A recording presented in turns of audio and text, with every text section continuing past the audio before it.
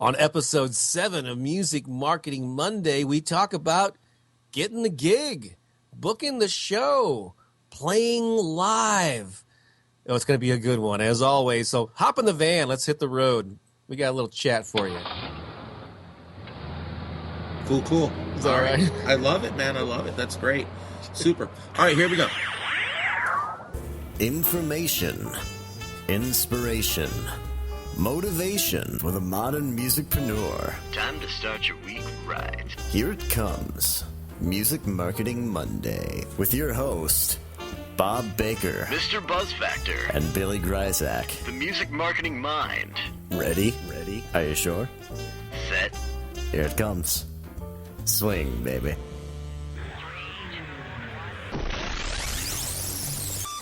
Ladies and gentlemen, boys and girls, children of all ages, yes, you are here at the incredible, the wonderful, the marvelous, and at worst, hopefully not too boring, Music Marketing Monday show. Yes, I am one of your hosts, Billy Gryzak, the Music Marketing Mind, and we are also here with... Bob Baker, Mr. Buzz Factor, Billy. That was an enthusiastic opening. It felt like I was either at a Barnum and Bailey circus or a Sunday, be there. Sunday, but we're Monday. Monday. Monday, yeah. Be there. You know, we told people we were going to really jumpstart and kickstart their Mondays. You know, some days, I have to admit, you know, even the mighty Mr. Billy personality that I have, sometimes are like, yeah, it's Music Marketing Monday. You know, and I figure, you know, that's not what we're all about here. We need to jumpstart people. We need to be audio caffeine. That's what we should be, Bob. I like that. I'm on my third cup of audio caffeine, as a matter of fact. So. Good for you. Well, we just came off of a 3-part series, very successful. Got lots of great comments, lots of listens when we talked about the 3 steps to getting your career to the next level. And I hope if this is your first podcast, welcome. Please go back and check out the rest. They're all wonderful. But the last 3 really, we were able to offer some wonderful information that people pay lots of money for. But hey, you're getting it for how much, Bob? I believe it's free last time I looked. Yes. Free, yeah. That's great, man. So this week, what we want to do is we want to tackle something that everyone is interested in. That's actually getting out there and getting the gig, doing some bookings. Playing live. And, you know, I'm a big proponent of, internet marketing. It's how that's my main way that I build up my career as an author, speaker, to teacher, and all that good stuff. And I, encourage musicians to use, all these wonderful digital technologies. But playing live is still one of the most impactful things that you can do. And people, you're in the room with them. You can meet them face to face. And so let's talk about ways that people can land those gigs. Absolutely. And you have a lot of experience in this area, sir. Oh, my gosh. I've been out there playing live since, let me think about this for a minute. The late 40s, I believe. Right? Yeah, it seems like it. No, actually, probably 70. I got to think because it goes back to, probably about 74, 75 is when I started playing out for paying jobs, actually. And I've been doing that ever since. So I guess what we could talk about, first off, if you're going to book shows, you want to go out and play live, there's a few things you need to do first. You need to have kind of a checklist. First thing is, are you ready to play live? Okay, and what I mean by that is, A, do you have good sounding songs? Do you know how to play the songs? Are you playing the right type of music, whether it's original or cover, for the types of venues that you want to play? So first off, are you ready to go out and play live? A lot of people jump right into it and they don't really even know what they need, okay? So I'd like to just kind of go down a short little checklist of things, Bob, that I think you need to check before you're ready to go out and get the gig. For instance, checklists are good, Billy. Checklists are good. So get your pens out, get ready to take some notes, unless of course you're jogging or driving. But yeah, that's not notes. good. Yeah, right. So and the beautiful thing about podcasts is you can always go back and listen to this again and again and again. So let's get started. First thing is, do you have enough material to fill out whatever kind of set or show you're going to play? A lot of the original shows we're doing, like, multi-band things or coffee houses like that, sometimes you might only need a 30-minute set, or you need a 40-minute or an hour. 2 hours. If you're going to be doing a cover gig, I don't know what it's like in St. Louis, Bob, but typically cover gigs are like 3 to 4 hours. Is that about normal? Yeah, if you're playing the top 40 type band, yeah, that's like 4 sets, 4 hours. I know there's one thing about it's always motivated me is if you say that you are a little short on the material, but there's something to be said for like booking the gig, well ahead of time, Right. and that deadline sort of then inspires you to get ready for it. And so actually I'm most productive when I actually have a show. You're just kind of rehearsing with people and getting together either by yourself or with a duo or whatever your band's, your situation is all fine and dandy. But when there is actually a show coming up, I think there's more motivation to actually learn those songs and make sure you've got the music to fill it out. Absolutely. And also, you need to know what are the requirements for the types of venues you want to play. If you're playing primarily an acoustic coffee house setting, well, you got your guitar, you're good to go. But when you start talking about backline gear, which is, your drums, your amps, other band members, is that supplied or do you need to bring it? Do you have good equipment you can take to the gigs? Also, is sound provided? Is lighting provided? So you need to know all of these things in advance of trying to book the gigs, because if you go out there and you book some shows and they're expecting you to show up for this monster light show and big PA system and have 4 hours worth of material ready, and you've got an acoustic guitar in 30 minutes, well, you've got trouble. Right. And if it's an in-town gig, certainly, hanging out at the venue or checking out the space and watching other acts there, talking to the owner or manager or, whoever ahead of time is ideal. Of course, if it's a road gig, you might not have that luxury of, but then you have to communicate by other ways. But yeah, you should be able to gather this information from whoever is setting up the show for you. Absolutely.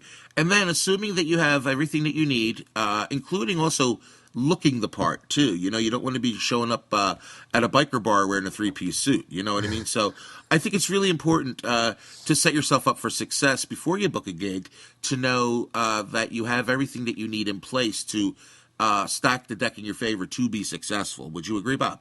Yes, absolutely. Those are good things. So once you're prepared, though, I guess there's an art and a science to actually like reaching out to these venues and the people that book the acts. And I assume you have a checklist for this as well, Mr. Greiser? I do. But before we get to that, I just have one other thing to say. Then there's one other decision you need to make. Oh. Are you going to be booking the shows yourself? Is another member of your band going to be in charge of booking the shows? Or are you going to be reaching out to booking agents and promoters? See, there's different ways of looking at all of these. And I guess they're venue specific too. Some venues, like smaller places, you probably can work directly with them. Other bigger venues, you may have to go through an agent or something. And I guess that's all stuff that needs to be figured out ahead of time. Exactly. Also. See, you think we're just going to jump in and talk about, this could end up being a multi-parter too, Bob, to be honest with you. Yeah, I'm already seeing that. I'm so impatient. I'm ready to actually walk on stage and start playing. And you go, hang on a second now, Bob. Be patient. Which is really funny, because between the two of us, I'm usually the fly by the seat of your pants guy. You're usually the planning guy. Kind of, sort of. Yeah, I have a little bit of both. Yeah, well, me too, obviously. You just can't be totally reckless and haphazard, But, so these are all things you need to know. So the question is, are you ready, and do you know who to talk to? All right, now, moving on down the line, the next thing you need to know before you can reach out to anybody is, do you have the type of promotional material you need that these people you're reaching out to expect you to have? This is very important. So, in other words, what do you need to actually get a gig? Back in the old days, back in 1974, 75, we needed to have a business card, okay? And on that business card, it had our phone number. That's what it had. And then we would have an 8x10 glossy picture, black and white mostly. And if you were really, the bee's knees, you had a color picture. And then you would have what's called a one sheet. And a one sheet was usually a little bit about your band and your song list. And that's what you needed to have back then. Now, times have changed considerably. Yeah, that is definitely old school, man. And yeah, I mean, I guess there are still a rare, I guess these days, rare instances when a physical press kit or whatever. I guess that's basically what you were referring to. Basically, Right. it's some way for a venue person, a decision maker, whether they work at the venue or they're an agent or whatever, is to assess your band and determine whether it's something that they want to put in the lineup, and based on who you are and what type of stuff, maybe where you would start off in the lineup. And I forgot the fourth thing. There was one other thing. Foolish me. You had to have what was called a sampler cassette, Oh wow! Oh yes. which was basically like 1 to 3 minute snippets of about 5 or 6 of your songs, so they could listen to you and decide if you were good or not. Now, Bob, being the internet marketing guru that you are and all that, now how have times changed, and what do you recommend that before you go out and try to get the gig? What's your recommendations? Yeah, so these days you need there's this term EPK, which stands for electronic press kit, that's been around for several years or more now, and so there are electronic versions of that old hard copy physical press kit. But these days, and you can have there's a couple of different ways to do that. You can have a section on your site that's either for the media or specifically for venue people. And actually, that's a good idea, because a lot of artists will just send people to their generic artist website, which actually could be good, because especially if it well represents who you are. But if you're really serious about booking gigs, you should probably have a page that's dedicated, that speaks directly to the venue people, the talent buyers, and kind of addresses all those questions that they have, and that way you can send them a link specifically to that page on your website that may have your technical requirements. I think these days it seems to me like YouTube videos, a video of you performing live probably is one of the most persuasive things that you could send to somebody, and then once they go, oh wow, that's really good, then they're going to have other questions like, well, what's your repertoire, what's your do you play acoustically, is it just a full band, and so all those other technical details. But I think first you need to hit them with something that's going to go, oh wow, we need to have this person here. Absolutely. In fact, that's the big thing that I've noticed the change in the last 5 years is if you do not have a YouTube presence and stuff to show them, preferably live, you won't get the gig. That's just the bottom line. Yeah, I mean, unless the word of mouth or whatever, there's other ways, all sorts of ways you can come recommended by somebody else. There's all sorts. There's always that 6 degrees of separation. But if you're just going in cold, they say. I mean, this has happened to me all the time. Great, yeah. Send me a YouTube link. I get that all the time. And I'm curious too to find out if that's what other folks are running into. So tell us what's happening in your life when you try to do bookings. That's right. Because we want to make this interactive. We do. Now, I'll tell you what. Now, warning, danger. Don't just send them to your Facebook page. Yeah, please don't do that. And that should not be your main real estate on the internet, a Facebook page or YouTube or whatever. Send them to your own artist website. You really should have that. You can embed those YouTube videos on the pages on your website, so they don't have to go to YouTube to watch them necessarily. And so yes, indeed, good advice. Okay, so now we know that we have enough material. We know that we have the right equipment and the right clothing. We know that we have a killer press kit and a nice little website set up specifically to get the gigs. Now, what do you do? Well, it depends basically on the type of bookings that you're looking for. I can give you a few strategies that I use for different types of venues. Of course, one of the greatest things is you really should be building up what I call a venue database, okay? And what that means is either by doing web searches or, just around town, talking to other bands, whatever it takes. But it would be best to build up a database of the names of the venues that you want to play. And make sure you have the types of venues. And if there are different types, separate them. In other words, in my case, I do libraries a lot, okay? So I have a database of libraries. I have a folder in my computer that says libraries, okay? And then I have the libraries separated by state, okay? And in that, I have, like, the name of the contact person, the name of the library, the phone number, the email address, all that stuff. Okay. This is the planner part of you coming out. This is me, yeah. And then I also play a lot of special events. I do a lot of Thomas the Train shows and fairs and festivals. So I have a one just for Thomas the Trains, basically railroad shows, because I do a lot of train music.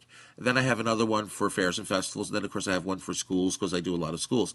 Now that I'm doing not just kids' music, I'm starting to develop a database, what I call my Geek and Nerd database, which is Comic-Con type shows and venues that are into, sci-fi, fantasy, the UFO Cafe, places like that are interested in, science fiction and fantasy music. And each one of these different venues have different ways they like to be approached. And that's another important thing, knowing what you are all about, but it's also knowing what the venue is all about. Don't you agree with that, Bob? Yes, indeed. I'd be curious to know how you approach geeks and nerds as opposed to librarians. Are they one and the same? Well, actually, they can be. It's funny you should mention that, because this year the summer theme for libraries is actually science. And so what I do is I'll call for a kids gig, and I'll say, hey, I've got this great kids show. It's called Supersonic Science Songs. And once the librarian's all excited, she books a kids show, and I'll say, by the way, are you doing anything for the adults this year? Because I do a complete show all about Star Trek and science fiction, and then they get all excited. They book 2 shows. Very cool. So in some cases that does work, so that's good to know. By the way, I had this resistance. Just forgive me. I have to throw this in. Science. I know. Isn't that the greatest? It's from the 80s, right? Yes, that's right, man. Thomas Dolby. Poetry in motion. Do we have to pay royalties now? How does that work? I hope not. I don't think we did enough of it. we did really bad versions of it. We better stop now. Yeah. So anyway, so that's how I do it. I set up a series of databases, okay? And now, there are 2 or 3 different ways that you can reach out to venues, and then I guess we'll wrap it up with this. And who knows, maybe we'll revisit this next week. I'm wondering, if we'll do booking the gig power user tips or something. I don't know. Yeah, because I've got a couple of things. Yeah, instead of trying to squeeze them all in here, I think I'll save my gems for next week. All right. Let's do part 2 on approaching venues. All right, sounds great. So everybody, remember, this is just the beginning here. We're gonna do part 2 next week. We'll do the power user tips. Okay, so. So I guess the thing that you need to decide is how are you going to reach out and contact these venues, okay? Some places react very well to an email, and you can email them, and usually you just want to keep it very brief, very simple, and say, and personal. So I would email them, do a contact email to venues and say, I know that you're booking this type of show with this type of band. We do something very similar. Here's my link. Let me know if you're interested in any more. And then if you don't hear anything back, I'll usually follow up. After 3 follow-ups in 3 weeks, I usually just say, they're not going to reply to an email, and I might try an alternative way to reach them, or I'll just put them in the they're not calling me back file. You know what I mean? And that's key. Well, that just that whole concept of follow up, it works not only with venues but with press and all sorts of other things too. Even communicating with your fans via your free email list. But yeah, don't just send out one email and I guess they weren't interested. I didn't hear back from them. Right. Follow up at least twice. Right, and also give them an option to contact you in different ways in the email. Keep the email very short, but say, is email the best way to reach you? If not, here's my phone number. Or would you prefer fax? A lot of people, believe it or not, a lot of these venues still use fax machines. Now, it doesn't mean you have to have a fax machine, because you can do faxes through your iPhone, through your Android, through your laptop. It's no big deal. But, again, you want to reach them the way they want to be reached, okay? Carrier pigeon, whatever it takes. Absolutely, Now, I got to tell you, my daughter is always telling me that I spend too much time doing internet stuff and that people really like my personality and love to talk to me. Can you tell? I'm such a great guy. I'm enjoying it. That's why I've signed up for once a week, my session with Billy. Yeah, it's like online therapy. They get to listen to our therapy sessions. But it's like, so she says, Dad, you should really be picking up the phone. You should pick up the phone. You should be making calls. And I'm thinking to myself, not that many people call anymore. People are so ingrained with this social media and Twitter and email that they don't pick up the phone enough. And I think it catches some people off guard when you use the phone, to be honest with you, especially if you have a good phone personality. Perfect example, we were driving back from Florida this week, and my daughter sat on she's my drummer, and she sat in the passenger seat with a iPad or iPod or whatever, iPad and a phone, and she would call venues for me and hand me the phone. Well, actually put on speaker, and I would just talk to them. And then we booked like 6 shows on the way back from Florida doing that, just using the phone because I couldn't sit down and do emails. So, I like to multitask. That's cool. Yeah, and actually, I know we've kind of jokingly referenced old school, tactics, but yeah, it is true. You do stand out with phone calls, and even after the gig. I mean, if you send somebody actual like a thank you card in the mail that they physically have to open and read, that will make you stand out too. So yeah, there's all sorts of stuff. So yeah, I guess so next week, this has a little tease. I'm going to share some tips on how to craft those emails or those messages, or even if you have to leave a voicemail. There's a certain way to do it, in my opinion, that's a lot more effective than what typically people are kind of inclined to do. And I'm going to share a couple of gig tips from my own experience too next week, and I'm sure you'll embellish as well. Yeah, I've got a couple of things, how to use Twitter to get gigs, and I'd like to talk about a video sales letter, too. Oh, nice. Ooh, I can't wait. So, yeah, for folks that don't realize this, Billy and I don't we don't go over our outline. We just kind of like have a really, we have a topic, but I'm hearing what he's saying for the first time as we record this, just like you are. And I kind of like that. I like that spontaneity. So do I. Well, actually, Bob, how long have you been in the business? Well, what do you? It depends what you mean by the Well, business, involved in music and marketing. Like I would say literally from whenever you either started, seriously writing about it or playing music. To either one. How long? Yeah, well, I started playing music and like you in the 70s, and then I started my local newspaper in 87. My first book was published like 92, 93. So a lot, decades. So what's that, 30, 40 years? I don't know, it's a long time. 30 years? Yeah, well, 20 years for books, and then 25 years since I started the local paper, and then more for 35 years as a musician. So it's not surprising that between the two of us, we've got about maybe 60, 65 years in the business. Oh, my God! Oh, my God. We qualify together for discounts. We need to get the musician's AARP rate here. I think so, a Denny's or something. I'm telling you. All right, Bob. Well, I think we did good today. We didn't go too far over our time, but I think we gave everybody more than enough information to chew on for this week. How about some homework for them? What would you like them to do this week based on the stuff you shared? Well, what I want them to do is I'll tell you, we'll each pick one this week. Ready? Okay. I want everybody to pick up the phone and book one job on the phone, and tell us about your experience at what is it? Music MM? Is that what it is? Yeah. Hashtag Music MM. Of course, this is short for Music Marketing Monday. Or don't you have a way to use the phone, Bob? Do I have there's actually a thing called SpeakPipe, and it's actually SpeakPipe, SpeakPipe.com/Mr. Buzz Factor, MR Buzz Factor.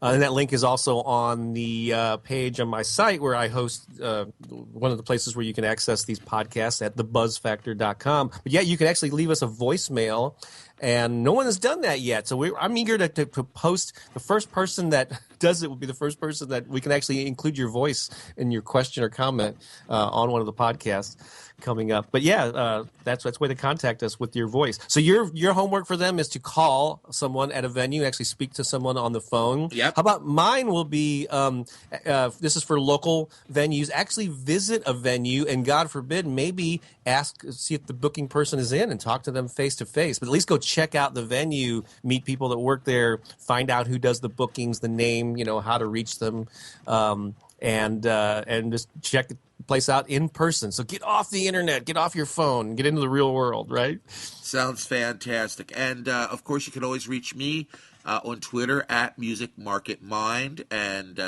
MusicMarketingMind.com.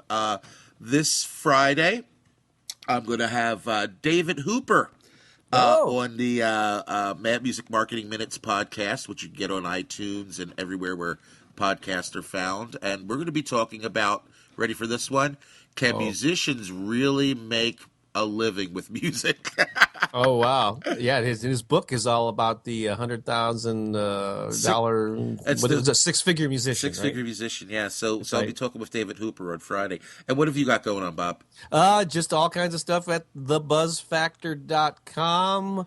And so please go there. And I always have a free music marketing secrets report and some other goodies that you can get when you get on my email list, including how to recession-proof your music career, 4 ways to attract more fans. And there's links to about every page there. So get on that list, and I'll can feed you. And also, I send out emails every week with links to our latest podcasts here too. Beautiful. All right, buddy. Well, I guess that's it for today. This has been a awesome version, audio caffeine for everybody for your Monday.